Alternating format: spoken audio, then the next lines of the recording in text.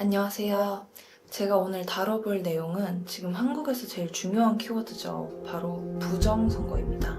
사실 이 주제는 조금 무겁고 충격적일 수도 있어요. 하지만 이 영상을 끝까지 다 보신다면 더 이상 음모론자들이 하는 얘기가 아니라 현재 벌어지고 있는 일이라는 걸 아실 거예요. 부정선거에 대한 얘기를 하기에 앞서서 요즘 시대에 부정선거가 말이 돼? 이렇게 얘기하시는 분들이 있죠. 근데 과연 그럴까요? 미국에서 시장 후보를 뽑는 예비 경선에서 부정선거가 발생했습니다. 법원이 재선거를 명령하는 초유의 사태가 발생했는데요. 부정선거는 민주주의의 대명사와도 같은 미국에서도 발생했고 실제 여러 나라들에서 문제가 되고 있는 상황이에요. MBC나 JTBC 같은 언론들에서는 윤 대통령이 갑자기 부정선거를 주장하는 게 극우 유튜버들의 음모론에 놀아나서 자기 자신이 당선된 시스템도 믿지 못한다고 하는데 그거 아시나요? 윤 대통령은 검찰총장 때부터 부정선거에 대한 언급을 끊임없이 해왔던 사람이에요. 트럼프도 대통령이 되고 나서 부정선거와의 전쟁을 선포했는데 좀 이상하지 않나요? 보통 선거에서 진 쪽이 부정선거를 주장하는데 이미 당선된 트럼프 그리고 윤석열 대통령이 왜 부정선거를 밝히려고 할까요? 부정선거의 핵심에는 바로 사전투표가 있습니다. 미국은 우편투표라고 부르죠. 트럼프와 윤석열 대통령의 주장은 같아요. 본투표는 조작하기가 어렵고 사전투표는 조작이 가능하다는 건데요. 그 답을 알기 위해서는 먼저 2020년 4.15 국회의원 선거를 되돌아봐야 해요. 이때부터 부정선거 의혹이 본격적으로 제기되기 시작했거든요. 가장 황당하고 유명한 건 바로 투표용지 문제였어요. 투표를 하면 당연히 종이를 접어서 투표함에 넣는 게 상식이죠. 심지어 선관위에서도 접어서 넣으세요 라고 명시를 해놨고요. 그런데 빳빳하게 새 것처럼 펼쳐진 투표용지들이 수도 없이 발견됐고 많은 사람들이 선관위에게 따지자 선관위의 해명이 더 기가 막혔어요. 접혔던 종이가 원상태로 회복하는 기능이 적용된 특수 재질을 사용하기 때문인데요. 원상태로 회복하는 기능이 적용된 특수 재질을 사용하고 있습니다. 아무리 접어도 다시 펴지는 형상기억 종이가 있다는 얘기 들어보신 적 있으세요?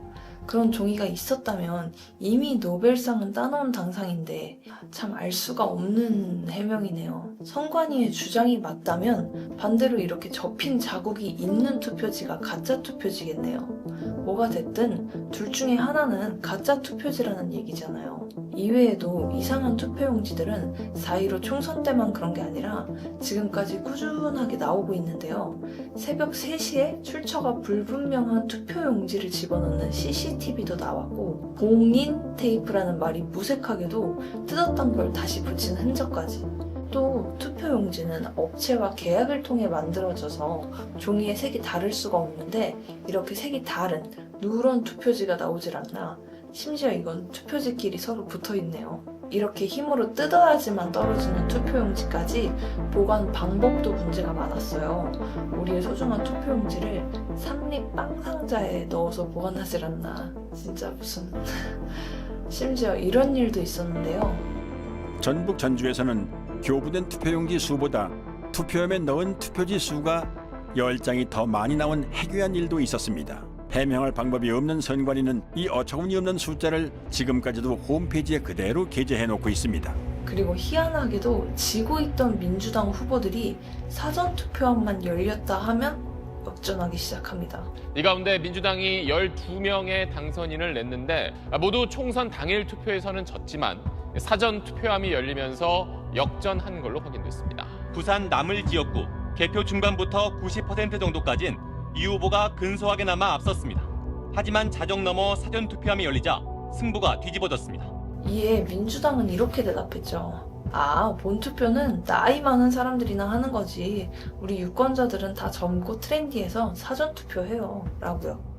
안타까운 건 이 당시 이렇게 충격적인 증거가 나왔음에도 사람들의 관심을 끌지 못해서 흐지부지 묻혀버렸는데요. 하지만 부정선거 논란은 4.15 총선에서 끝난 게 아니에요. 그 이후 선거에서도 계속해서 의혹이 제기되고 있죠.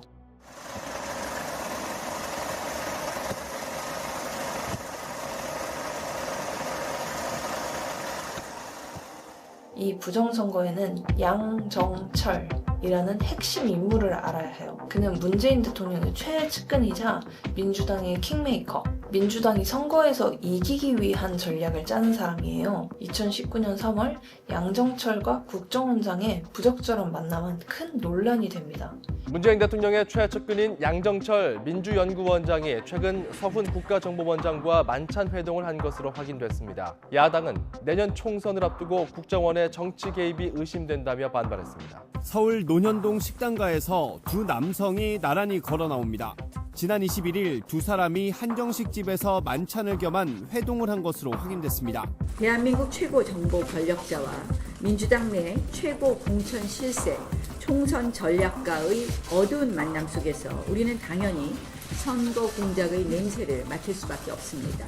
이날 양정철은 국정원장과 무려 4시간 동안 이야기를 나누었고 이는 적절하지 않은 만남이었다며 부정선거와 관련된 의혹이 나왔죠. 그런데 더욱 충격적이었던 건 그 이후의 일인데요. 민주연구원의 양정철 원장이 중국 공산당 중앙당교와의 협력 방안을 논의하기 위해 3박 4일 일정으로 중국을 방문했습니다. 방중 기간 중국 공산당의 연구와 교육기관인 당교와 국무원 외교부, 남부 선전의 산업 현장을 방문할 것으로 알려졌습니다. 민주당이 선거 전략을 짜는 사람이 국정원장을 만나 비밀 회동을 가지고 중국 공산당과 정책 협약을 맺었다? 그리고 양정철은 천재 IT 개발자들이 모여있는 텐센트를 찾아갑니다. 텐센트 기억나세요? 중국이 자국민들의 모든 대화 내용을 실시간으로 검열하는 도구, 중국판 카카오톡, 위챗을 개발한 회사죠. 텐센트는 카카오톡 같은 단순한 IT 기업이 아니에요. 중국 공산당과 밀접한 관계를 맺고 있는 곳이죠. 국회의원 선거를 1년도 남기지 않은 시점에 민주당의 이러한 행보는 이해하기가 어렵죠. 그렇게 시간이 지나서 총선 3달 전, 이 당시 검찰총장이었던 윤석열은 2020년 신년사에서 이런 발언을 합니다. 올해는 제21대 국회의원 선거가 치러지는 해입니다. 금품 선거, 거짓말 선거, 공무원의 선거 개입 등 선거 범죄에 철저한 대비 태세를 갖추어야 합니다. 선거 범죄에 철저한 대비 태세를 갖추어야 한다. 의미심장한 발언이죠. 그리고 얼마 뒤 중국 우한에서 발생된 코로나가 한국에도 퍼지기 시작해요. 이때 기억나시죠? 한창 중국에서 코로나 환자들이 계속해서 국내에 입국을 했고 한국의사협회에서는 무려 6번이나 대국민 담화를 통해서 중국인 입국을 막아야 한다고 했지만 문재인 정부는 중국인들에 대한 아무런 제재 없이 입국을 허가했고 2020년 3월 정부는 중국 입국자를 포함한 해외 입국자들이 머물 수 있는 임시 수용 시설을 마련합니다. 수원시가 입국하는 모든 시민들을 밀착 관리하겠다고 밝혔습니다. 경기 수원에 있는 중앙선거관리위원회 연수원입니다. 외국에서 돌아온 시민이 코로나19 검사를 받는 동안 머무는 임시 생활시설입니다. 와, 이건 정말 아무리 생각해도 이해가 가지 않더라고요. 나라의 중요한 선거를 한 달도 채 남기지 않은 상황에서 굳이 선관위 연수원에 무증상 해외 입국자들을 수용한다? 이렇게 문재인 정부는 계속해서 선관위 연수원에 중국을 포함한 해외 입국자들을 실어 나르고 있었고 이때 언론들의 최대 관심사는 바로 국회의원 선거였어요. 이번 총선은 과연 어떤 결과가 나올 것인가? 언론들과 다수의 전문가들이 선거 결과를 예측해본 결과 누가 이길지 예측이 어렵고 팽팽한 승부가 될 것 같다는 결론이 나왔죠. 민주당 내부에서도 130석 정도가 목표라고 했고요. 130석 정도를 어느 정도 안정적으로 확보할 수 있지 않나. 그런데 다소 황당한 주장이 나왔습니다. 막판 선거 판세도 궁금하시죠? 여권에서는 과반을 넘어서 180석을 얻을 거란 전망이 나오고 있습니다. 유시민 노무현재단 이사장은 이번 총선에서 국회의석을 180석 차지할 것이라고 자신했습니다. 소극적으로 말하는 경향이 있는 것 같고요. 저는 하여튼 범진보 180석은 미래통합당을 배제한 채 법안을 처리하고 국회 선진화법을 무력화시킬 수 있는 수치입니다. 당시 민주당은 128석이었는데 이번 선거로 무려 180석을 얻을 거라는 예언이었죠. 그렇게 진행된 2020년 4.15 총선.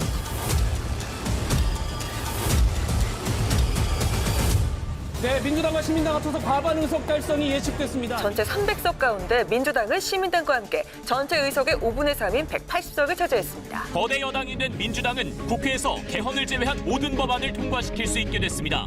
소름 돋게도 민주당의 180석은 현실이 됐고 전문가들 또한 이런 결과는 전혀 예측할 수 없었다며 의아해했죠. 저도 선거를 한 30년 이상 분석을 했지만 이렇게 압도적으로 여당이 승리할 거라는 거는 전혀 예측 못했습니다. 그런데 이 장면을 다시 한번 볼까요? 이렇게 크게 이겼는데 민주당은 왜 이렇게 경직된 느낌이죠? 기뻐서 방방 뛰는 리액션이 나와야 정상 아닌가요? 심지어 이번 총선에서 가장 큰 역할을 했던 1등 공신 양정철은 총선이 끝나자마자 하루 만에 도망치듯 당을 떠납니다. 너무 엄청난 결과를 만들어주셔서 무섭기도 하고 두렵기도 하고.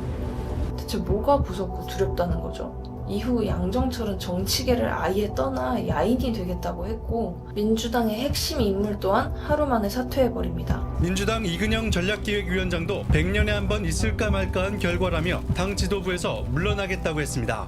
이상하지 않나요? 민주당의 압도적인 승리를 이끌었던 핵심 인사들이 승리를 만끽하고 기뻐해야지 도망치듯 당을 떠난다?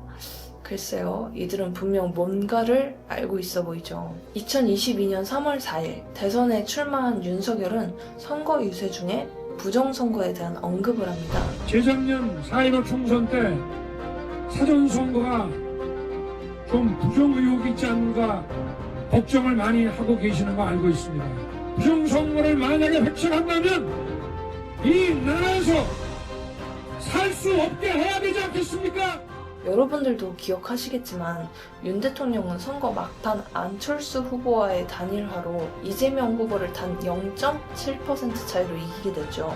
이렇게 힘들게 이긴 윤 대통령은 취임 후에 국정원과 함께 선관위를 점검했고 그 결과 1, 2, 3, 4, 5 같은 황당한 비밀번호와 1200건이 넘는 채용비리, 해킹 가능성과 부정선거 의혹까지 수많은 문제들이 드러났어요. 이에 국정원은 선관위의 점검과 보안 컨설팅을 하려고 했지만 선관위는 자신들은 헌법기관이라며 이를 거부했고 정부가 계속해서 요구해오자 어쩔 수 없이 정보의 5%만 공개를 했고 나머지는 비공개했죠. 심지어 점검할 시간까지 제한해가면서요. 사실 선관위와 관련된 문제는 이번만이 아니었어요. 2007년 내부 고발을 해 파면당했던 선관위의 전 직원이 죽기 직전에 양심선언을 해서 선관위의 실체를 폭로하기도 했었죠. 그렇게 시간이 지나 2024년 12월 3일 윤 대통령은 비상계엄을 선포합니다.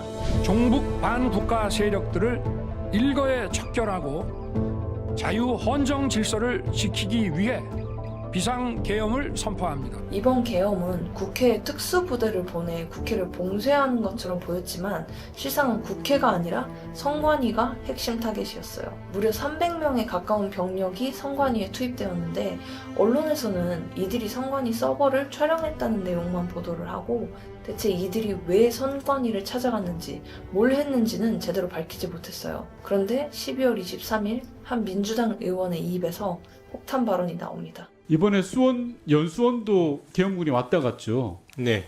거기에서 감금과 통제 사실이 있었다라는 보도가 있었습니다. 맞습니까?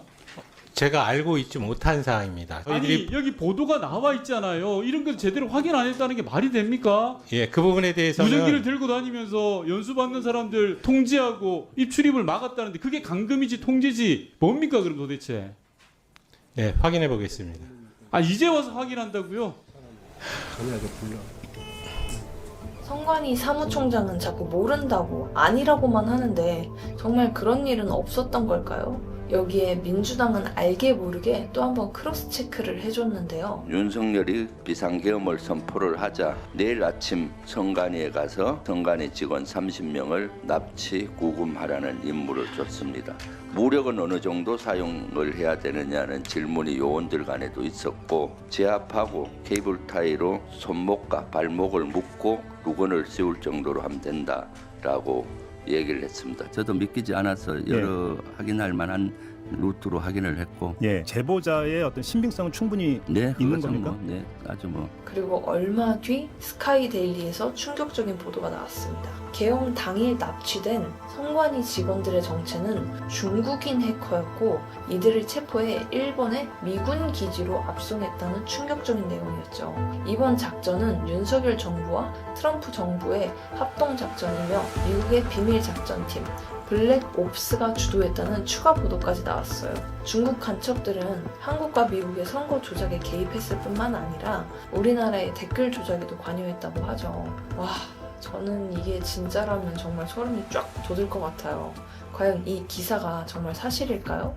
12월 23일 국회에서 언급된 기사 내용 중 대형 버스 총 3대가 농업박물관에 진입했다라고 적혀 있는데 이 영상은 민주당 의원실에서 공개한 실제 CCTV 영상인데요. 계엄군 버스가 진입하는 장면과 나가는 장면만 공개가 되어 있고 그 중간 부분은 잘려 있다는 걸 알 수 있죠. 그리고 버스가 철수할 때를 보시면 사람들이 꽉 차 있는 게 보이고요. 이 영상은 CBS에서 공개된 영상인데 제가 깜빡이는 걸 편집으로 잡아내 봤는데요. 손이 묶인 채 끌려가는 모습이죠. 그리고 이들은 마치 두건을 쓰고 있는 것처럼 보이는데요. 아까 증언 기억나시죠? 두건을 씌울 정도로 하면 된다라고 얘기를 했습니다. 이렇게나 충격적인 내용에도 대형 언론들은 침묵했어요. 민주당의 반응은 어땠을까요? 지난 20일 6대 은행장과 간담회를 가진 이재명 대표. 부정선거 의혹을 제기하고 있는 특정 매체를 언급하며 은행들이 광고를 하고 있느냐고 물었습니다. 이 대표 발언 이후 실제로 몇몇 광고주가 광고 중단 의사를 밝히자 항의 차원에서 아예 백지 광고를 낸 겁니다. 이 기사의 내용이 사실이 아니라면 굳이 이렇게 논란이 있는 발언을 할 이유가 있을까요? 이재명 대표의 이런 발언은 이 기사의 신빙성을 높여주는 것 같네요. 이런 상황 속에서 1월 20일 미국에선 트럼프가 취임했습니다. 이날 트럼프는 주한 미군과의 화상통화를 했는데요.